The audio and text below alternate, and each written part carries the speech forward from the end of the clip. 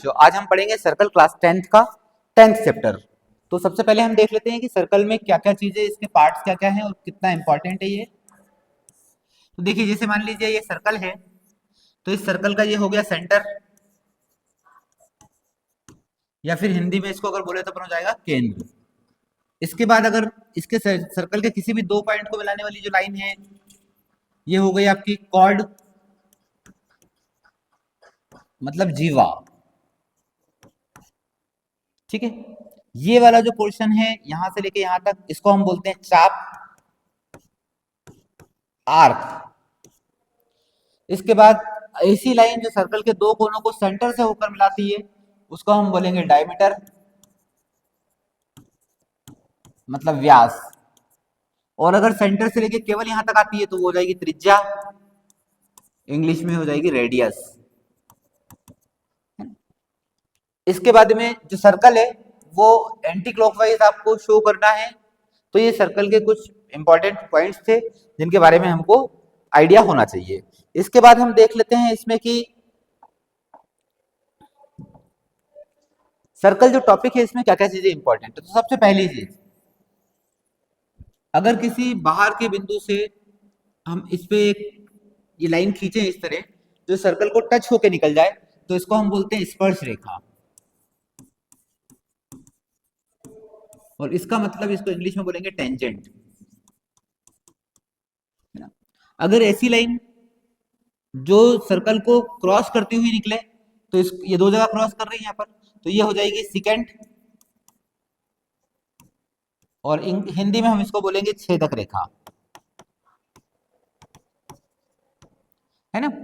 किसी भी external point से, किसी सर्कल के किसी एक्सटर्नल पॉइंट से हम केवल दो टेंजेंट खींच सकते हैं। कितने टेंजेंट खींच सकते हैं हम? केवल दो।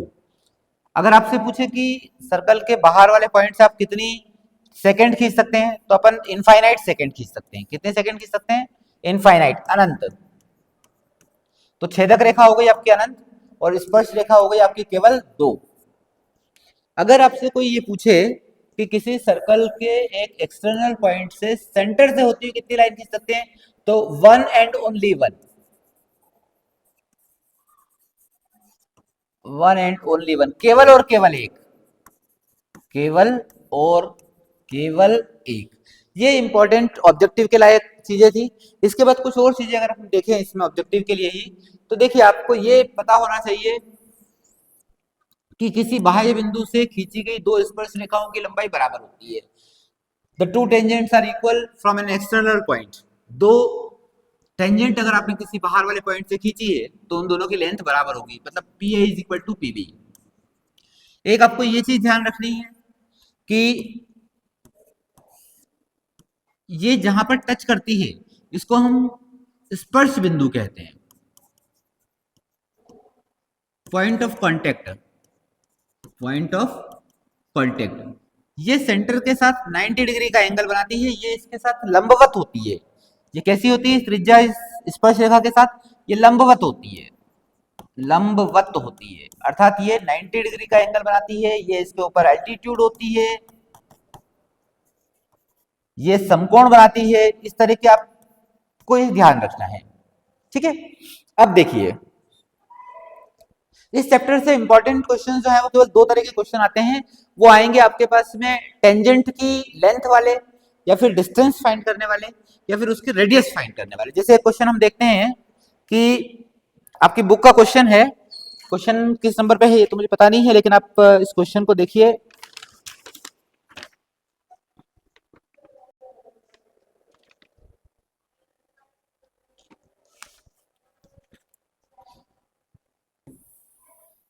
जैसे एक सर्कल है, इस सर्कल की रेडियस 3 सेंटीमीटर है। यहां पर एक टेंजेंट है जिसकी सेंटर से डिस्टेंस जो है वो 5 सेंटीमीटर है। तो आपको इस टेंजेंट की लंबाई फाइंड करनी है। अब मान लो जैसे कि ये ओ सेंटर हो गया और ये पी एक टेंजेंट हो गई। ये पी कितनी दूर है? यहाँ से 5 सेंटीमीटर दूर है, इसकी रेडियस 3 है, और ये आपको फाइंड करना है कि इस टेंजेंट की लंबाई कितनी है। तो आपके पास यहाँ पर क्या है? आप जानते हो कि यहाँ पर ये कितने डिग्री का एंगल बनाएगी? 90 डिग्री का। और 90 डिग्री का एंगल बनाएगी मतलब ये क्या बन गया यहाँ पर? एक राइट एंगल बन गया है। राइट एंगल बन गया मतलब ये किसको सेटिस्फाई करेगा, किसको मानेगा, ये किसकी बात मानेगा, ये पाइथागोरस की बात मानेगा। तो आपको लिखना है कि समकोण त्रिभुज OAP में पाइथागोरस प्रमेय से, है ना। तो पाइथागोरस प्रमेय क्या कहती है कि OP का square is equal to OA का स्क्वायर प्लस PA का स्क्वायर। अब देखिए OP का स्क्वायर आपको 5 का स्क्वायर दिया है, OA का स्क्वायर आपको 3 का स्क्वायर मालूम है और PA आपको नहीं मालूम है, तो आपके पास कितना आ जाएगा, 5 का स्क्वायर 25, ये 3 का 9 हो जाएगा, इधर आ जाएगा -9 हो जाएगा और ये PA स्क्वायर। ठीक है, इसको और आगे हम सॉल्व करेंगे तो ये हो जाएगा PA square is equal to 16, यहाँ से स्क्वायर हटाएंगे आप तो ये आ जाएगा √16 और √16 मतलब कितना हो गया, ये 4 हो गया। तो ये PA की वैल्यू 4 आ गई। इसी तरीके से मान लीजिए आपको कोई क्वेश्चन पूछे कि एक सर्कल है उसमें P एक बाहर बिंदु है और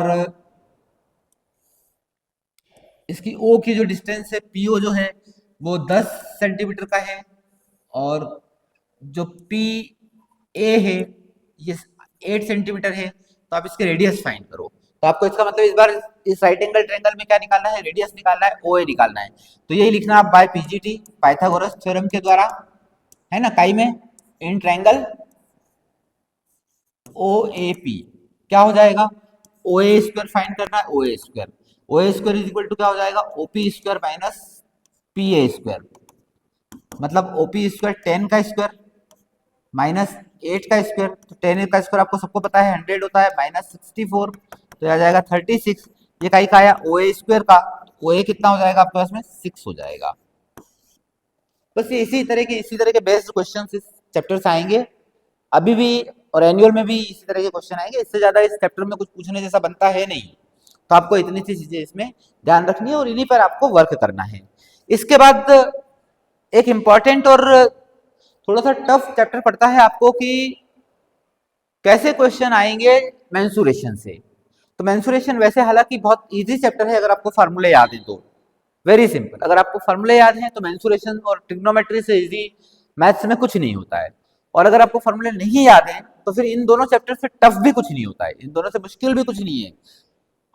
मैं हमेशा से कहता रहा हूं आपको कि जो फार्मूले हैं वो जिस तरह चाय बनाने में चाय पत्ती बहुत जरूरी भूमिका निभाती है, उसी तरह आपको मैथ्स करने में फार्मूले इंपॉर्टेंट रोल अपना प्ले करते हैं वो। तो मेंसुरेशन में कुछ क्वेश्चंस आप देखिए कि अभी जो पिछले कुछ सालों में जब से कोर्स चेंज हुआ है तब से डबल फिगरेटिव क्वेश्चन ज्यादा आ रहे हैं, है ना। एक क्वेश्चन है कि एक बाउल है, उसके ऊपर एक ऐसा कोन लगा हुआ है, एक अर्ध गोलाकार कटोरे के ऊपर एक शंकु लगा दिया है और इसका आयतन आपको पाई में ही ज्ञात करना है और इसकी त्रिज्या 1 सेंटीमीटर है।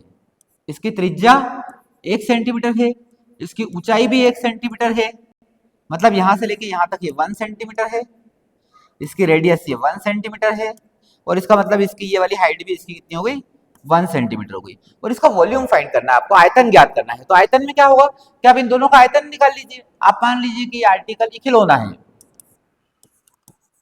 तो खिलौने का आयतन, वॉल्यूम ऑफ